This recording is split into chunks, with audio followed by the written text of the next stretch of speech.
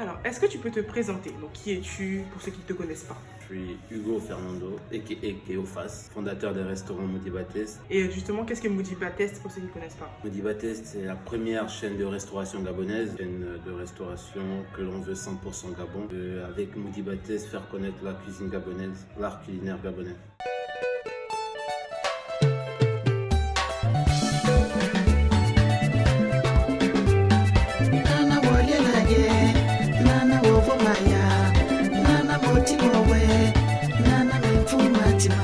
Avant d'aller plus loin, on peut parler de ton parcours. Donc, as-tu vécu au Gabon ou pas du tout? Bien sûr, j'ai passé une partie de mon enfance au Gabon avant l'exode et j'ai gardé un lien très fort avec le Gabon. C'est pourquoi j'ai eu cette volonté de créer une chaîne de restauration gabonaise pour créer un lien encore avec le Gabon parce que je suis parti jeune quand même et il y a eu ce côté qui m'a manqué. Donc à travers la chaîne de restauration gabonaise, j'essaie de recréer un lien avec le Gabon. Est-ce que tu as eu une personne dans la restauration ou pas du tout? Toi, c'était le premier de ta famille à te lancer. Je suis le premier à me lancer, mais il faut dire que dans ma famille, mes sœurs ont un certain talent culinaire. D'accord. En particulier, ma grande sœur, celle qui vient juste avant moi, elle est très douée. Enfant déjà, 8-10 ans, elle faisait des mets vraiment succulents. Et c'est à travers elle que je me projetais, quand j'étais enfant, à créer des restaurants pour elle, à la base. D'accord. C'était ça. Et donc, est-ce qu'elle t'aide Oui, elle m'aide, elle donne des petites astuces. Et là, elle va reprendre la gestion d'un des restaurants. D'accord. Voilà. Mais oui, elle aide. Travailler en famille, est-ce que c'est plus facile ou pas du tout? C'est complexe. C'est complexe parce qu'en famille, il y a des choses qu'on ne te permettrait pas. Et il y a des avantages et des inconvénients. Ouais. Voilà, parce que la famille, ils vont mettre peut-être plus de cœur que d'autres personnes, que des salariés lambda. Sauf que la contrepartie, c'est que l'affect peut primer sur le professionnalisme. Donc il faut savoir trouver la balance pour trouver un juste équilibre. Ouais. Déjà, ouvrir un restaurant à Paris, c'est pas du tout facile. En plus de cela, un restaurant africain et en plus un restaurant gabonais. Donc, est-ce que tu peux nous expliquer comment tu fais en fait? Genre, depuis le premier restaurant, comment tu fais? Je vais dire, je fais pas. Moi, nous sommes très croyants. On va dire, c'est Dieu qui fait. Nous sommes juste la matérialisation de la volonté de Dieu, on va dire.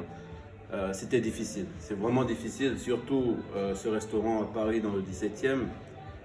Quartier pas facile, on va dire. Racheter un fonds de commerce ici quand on va dire les choses quand on est noir, c'est pas évident. C'était dur. C'était dur. Mais comme nous sommes très disciplinés dans l'équipe, on n'a rien lâché, sachant que nous sommes partis de rien. Quand on dit rien, les gens ne croient pas. Mais nous sommes partis d'un barbecue à 69 €. Ah ouais. Voilà, 2018 pour avoir un restaurant porte-étendard. Ici, c'est le porte-étendard en fait de la chaîne Moody Batest. Voilà. Mais c'est pas facile, c'est sûr. Mais il faut y croire. Nous, on dit il faut y croire. Voilà. Toute l'équipe Moody Batest, c'est une équipe de guerriers. Voilà. Vous êtes combien dans l'équipe? Nous sommes 6.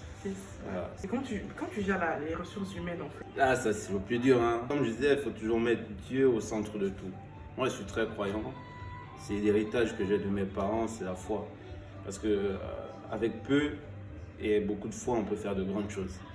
Les ressources humaines, il faut gérer les tempéraments des uns des autres, il faut gérer les crises, mais toujours faire preuve d'une certaine maturité que peut-être j'avais pas à la base, mais au fur et à mesure des années, j'ai pu acquérir une maturité de père en fait.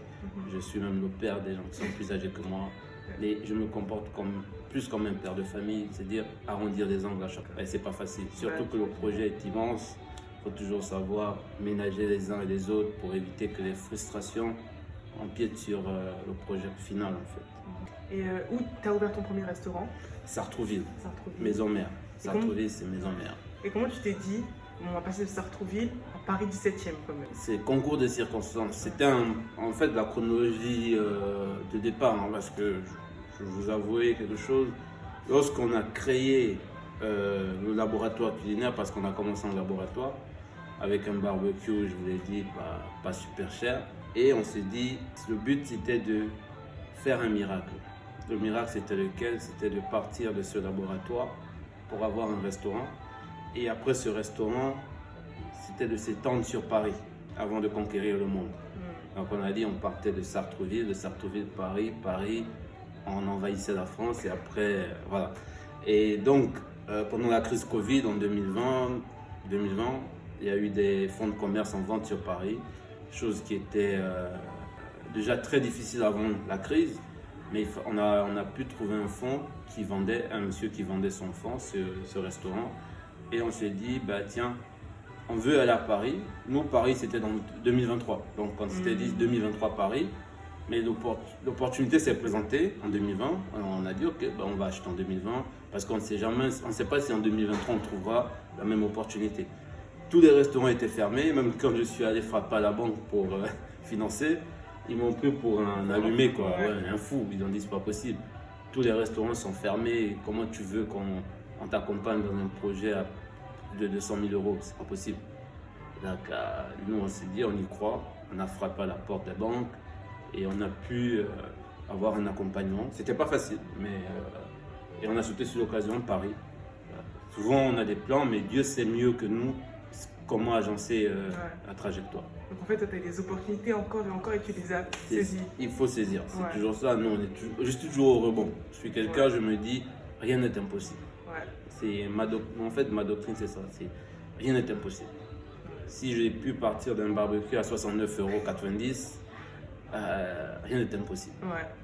Et aujourd'hui, quel est ton rapport avec le Gabon? J'ai un rapport, on va dire, j'ai un rapport fort parce que je vais presque régulièrement au Gabon. Je laisse pas, je vis avec, on va dire, cette triple culture. Je dis triple culture pourquoi j'ai la culture aussi bien gabonaise, française, et la culture du monde parce que j'ai beaucoup voyagé. De par mon passé, j'ai passé plus de temps à voyager qu'à être au Gabon ou en France. Et aujourd'hui, j'ai conservé un lien fort avec le Gabon qui fait que dans tout ce que j'entreprends, j'essaie toujours d'emmener le Gabon. Là, aujourd'hui, en parallèle du restaurant, on m'a élu, en fait, on m'a nommé président d'un collectif, un collectif Impact. Et avec le collectif, on est en train de travailler sur un projet qui vise à mettre en lumière le Gabon. Donc, du 8 au 10 décembre, on va créer on va dire, c'est pas une foire, mais on va créer des jours d'exposition, des journées découvertes sur le Gabon à l'hôtel de ville de Paris. On est en train de négocier avec l'équipe de Madame le maire. Donc, la volonté ici, c'est de mettre en lumière le Gabon. Donc, le nom de la journée, c'est Destination Gabon. Pourquoi Destination Gabon? Parce qu'on aimerait que les visiteurs qui viendront sur ces stands-là, dans cette journée-là, puissent découvrir c'est quoi le Gabon. Et vraiment, c'est une recherche, en fait, pour moi, c'est une recherche profonde de ma double identité, de mon identité gabonaise, en fait. De dire, ok, je suis jeune africain à Paris, qu'est-ce que je peux faire pour l'Afrique, qu'est-ce que je peux faire pour le Gabon d'abord? Et là, avec ce collectif-là, il n'y a pas que le Gabon, on a 5 journées africaines, mais on commence par le Gabon, après on a le Cameroun, on a la Côte d'Ivoire et le Sénégal dans les 6-7 prochains mois.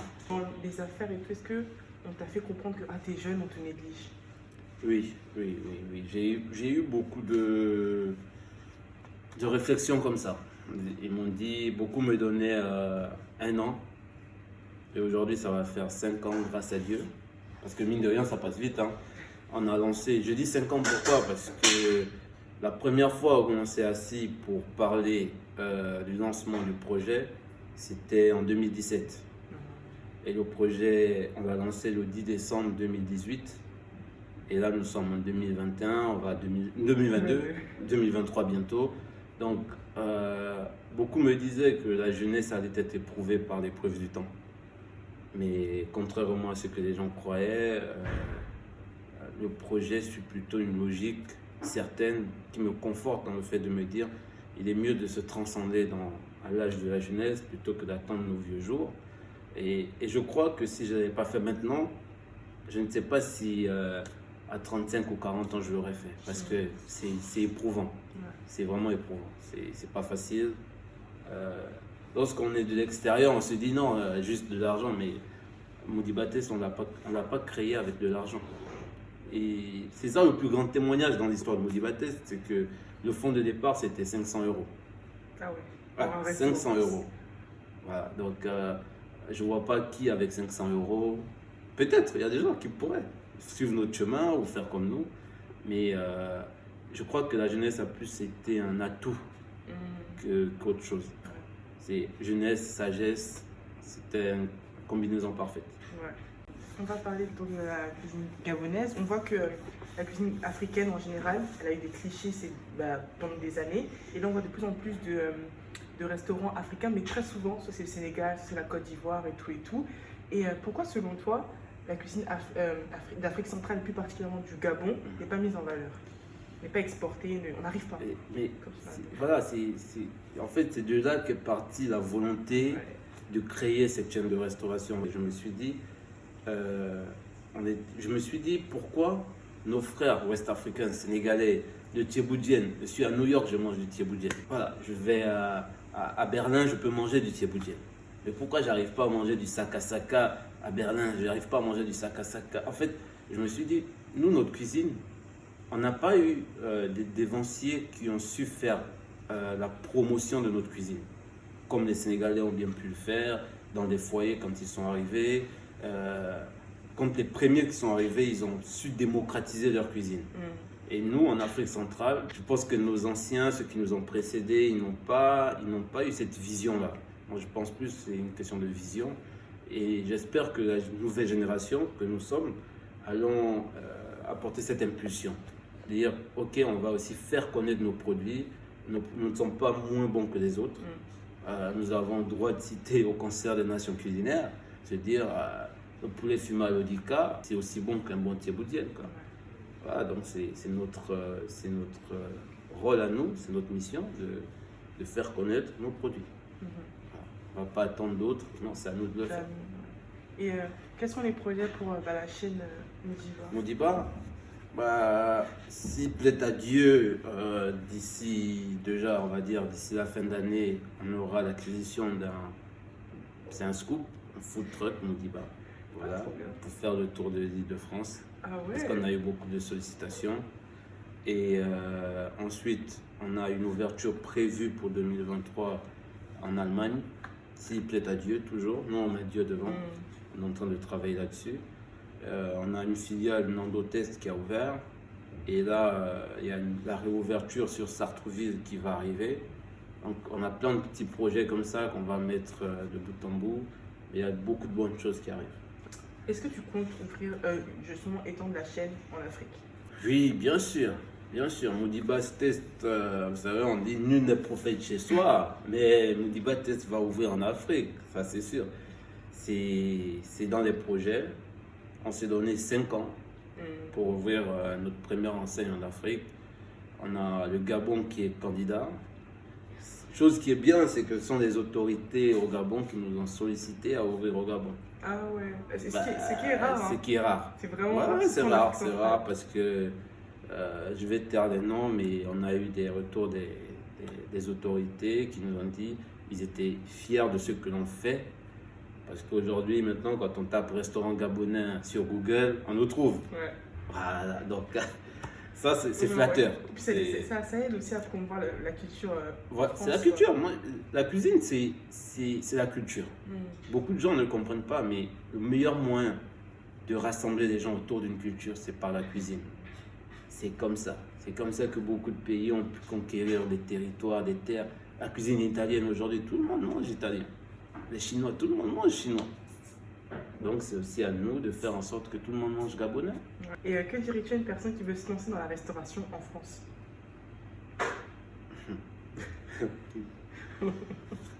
Je dirais, le conseil que je donnerais, c'est de bien réfléchir. Bien réfléchir. Pourquoi bien réfléchir? Parce que souvent, lorsqu'on veut se lancer, on est plein d'ambitions, plein de rêves. Les ambitions et le rêve se confrontent à la réalité. Et si la réflexion n'a pas été au préalable bien mûrie, on abandonne. Moi, je dis de bien réfléchir parce que si on a fait le point, on a bien réfléchi et qu'on se donne un objectif. C'est toujours ça, c'est de se donner un objectif. Si une personne veut se lancer, je dirais pourquoi tu veux te lancer? Quel est ton objectif? Parce que au bout du chemin, à the end of the day, c'est l'objectif qui va déterminer ta faculté à aller de l'avant. Si ton objectif est à court terme, à la première difficulté, tu vas arrêter. C'est de se fixer un objectif à atteindre, un point. Se dire, ok, moi je veux faire ça parce que je veux ouvrir un restaurant. Mais est-ce que c'est juste au restaurant que tu veux ouvrir? Mais pourquoi tu veux ouvrir un restaurant? Donc c'est l'objectif qui nous permet au moment de la difficulté de faire mémoire. Et surtout quand on fait mémoire, on se donne les moyens de continuer la bataille, de continuer le chemin. Parce que je prends toujours cet exemple. Nous, la nouvelle génération, on ne fait pas souvent mémoire. C'est quoi faire mémoire? C'est de se souvenir de ce qui nous a emmenés à réaliser quelque chose. Faire mémoire, c'est de se rappeler au moment de la difficulté, se dire, fais mémoire de pourquoi tu as commencé. Donc, rappelle-toi, qu'est-ce qui a fait que tu commences cette aventure? Est-ce que tu ne trouverais pas dans cette inspiration de départ des armes pour poursuivre l'aventure? Mais nous les jeunes, je m'inclus, souvent, quand la difficulté arrive, on oublie.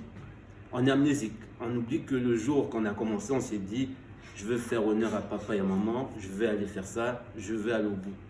Dès que la difficulté arrive, on oublie ça, on se concentre sur la difficulté du moment, mais on oublie qu'un jour, on s'est posé et on s'est dit, je veux faire ça. Donc, moi, le conseil que je donne à mes amis ou à ceux qui veulent se lancer, c'est d'avoir un objectif et de souvent faire mémoire de cet objectif-là. Se rappeler à chaque fois, quand c'est dur, quand ça ne va pas. C'est comme dans une relation de couple. L'entrepreneuriat, c'est un sacerdoce. On n'entreprend pas parce qu'on veut entreprendre, on entreprend parce qu'on est appelé à entreprendre. C'est comme ça, parce que c'est pas parce que nos frères, nos amis le font qu'on est aussi apte à le faire. Tout le monde peut le faire, mais tout le monde n'est pas apte à le faire. Parce que la difficulté, il y a plus de difficultés que de réjouissances. Les gens vont voir juste le succès demain, mais ils oublient qu'avant le succès, il y a eu des difficultés.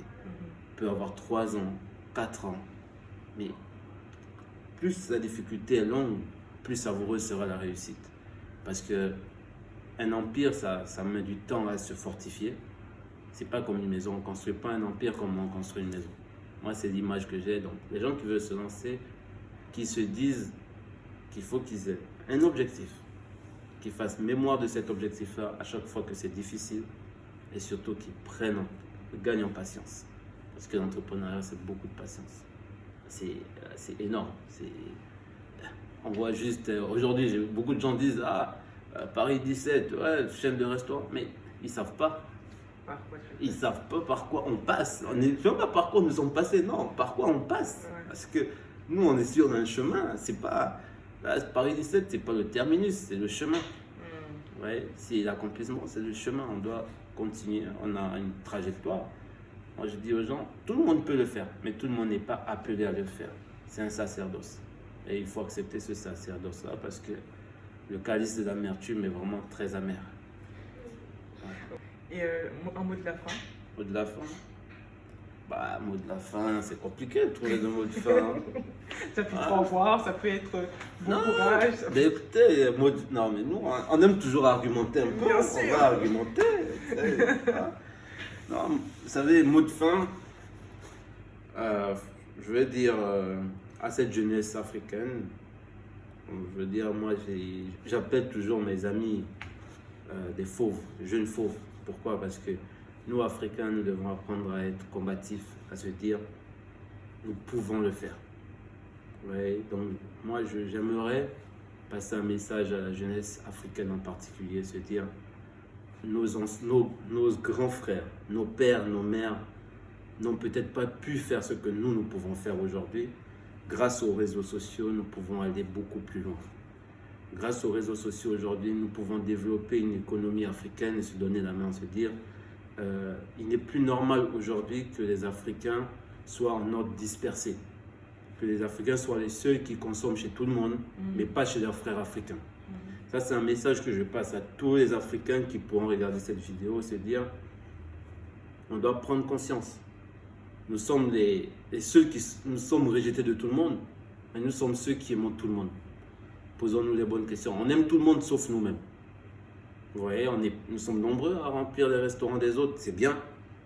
Mais remplissons aussi les restaurants de nos frères. Donnons la force à nos frères qui ont des commerces, nos frères. Privilégions d'abord nos frères, la communauté. Développons entre nous, jeunesse africaine, une économie, je ne vais pas dire une économie noire, mais une économie africaine. Parce que c'est ce qui donnerait la force demain. Pour que nous puissions reprendre la main sur certains domaines de nos vies qu'on a délaissés à d'autres communautés. Je prends juste un exemple pour finir.